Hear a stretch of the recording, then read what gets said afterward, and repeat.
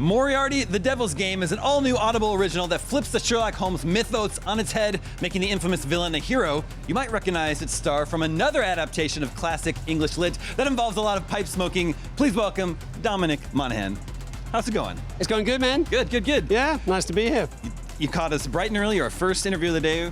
Love Still gonna that. be fresh. We saved the best for first. That's good. So- enough coffee inside you at this I think point? so. I think so. Yeah, good, that's good. the first stop of the day. Let's talk about Moriarty. This is a new sort of reimagining of the dynamic between Sherlock Holmes and his arch nemesis Moriarty, right? Yeah. I mean, I think those characters in the Sherlock Holmes world are so dynamic. We obviously know all about Sherlock at this point, and Watson, and to a lesser degree, characters like Lestrade. My argument with Audible was Moriarty's probably the most kind of charismatic of all of those characters that we don't know a huge amount about. He's kind of shrouded in mystery, so why don't we kind of look at it a little closer? Interesting.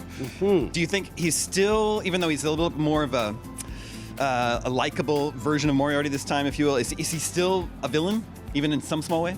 Well, I think that's kind of a point of view, right? The thing that we're exploring here is like if you take people throughout history who are seen as being quote unquote bad people or in fiction, they don't think they're bad people. Sure. They think they're doing the right thing. They think they're justified in their actions. So if we're taking the point of view in this podcast of the star of the show is Moriarty, he thinks that his actions are justified.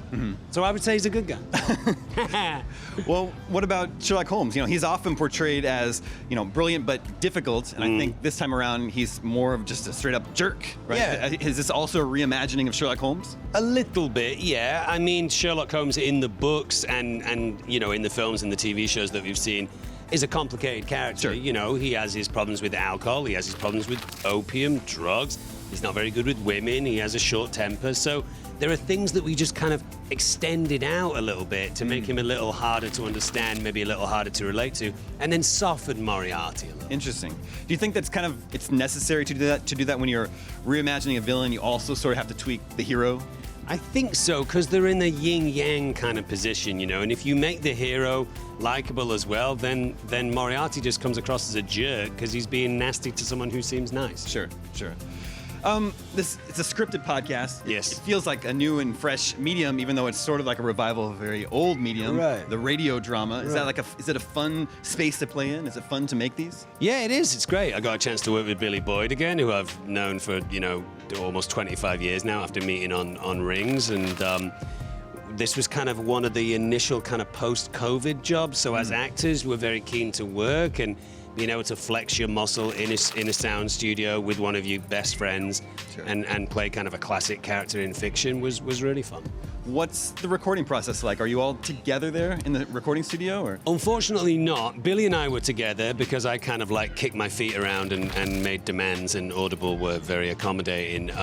But the Phil, who plays Sherlock, was not there with us because he was busy at the time. So I put down a temporary track and he listened to that. But with Billy and I, we did it together because I try and do everything with Billy. My days are always more interesting when I'm hanging out with Billy. It's in your contract, whatever project you do, you have to involve Billy as well. Yeah, and probably moving forward as well. That's good. So it's on Audible.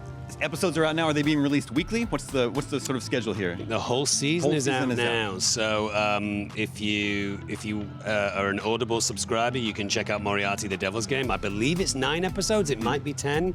I was drunk by the end of that show, so I just can't keep track. You know? Sure. We're gonna be drunk by the end of this show. I'm sure.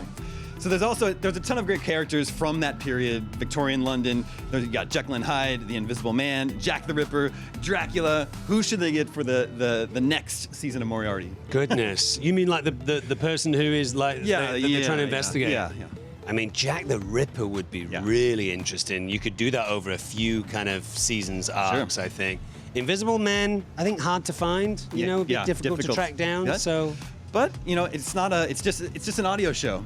So that's true. But how would he represent himself as an? He'd be like, I can't see.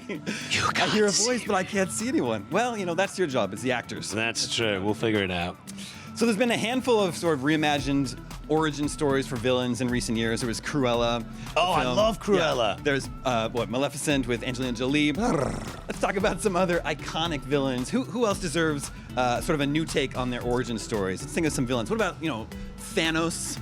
from the MCU? I think one of the more fleshed out I don't superhero know. I films feel already, like no? Thanos has been done. Can we He's done. calm Okay. down a little bit with the Marvel people? Do you know what I mean? Like, Well, so it's getting. I like some Marvel films, but for me, the oversaturation of the market makes me think like there was a point where most Marvel films were like essentials, like a 10, you had to go. Now I'm like, this could be anything. This could be a 4 out of 10, you know? So I don't know about that, but like getting a good Fantastic Four might be kind of cool. There you go. Because we've not really been there for a while. Maybe I was thinking with the Fantastic Four, maybe we start with the kind of origin story of one singular guy. Like we start with, you know, is it the Thing in Fantastic Four? Yeah, he's in there, yeah. So, you know, start with him and Okay. do his origin story. And then at the end of that, you bring in one of the other guys and then build it into 4 movies as opposed to throwing all 4 of them in at the same time. You know? I like it. Let's fast track this one. Yeah, Get that one let's going. do that. What about a villain that may be a little bit more closer to home for you? What about Sauron? What, like an origin story of Sauron? Let's You know, go back to the beginning. The origin story of Sauron is actually really amazing, and they talk about it a lot in the Silmarillion.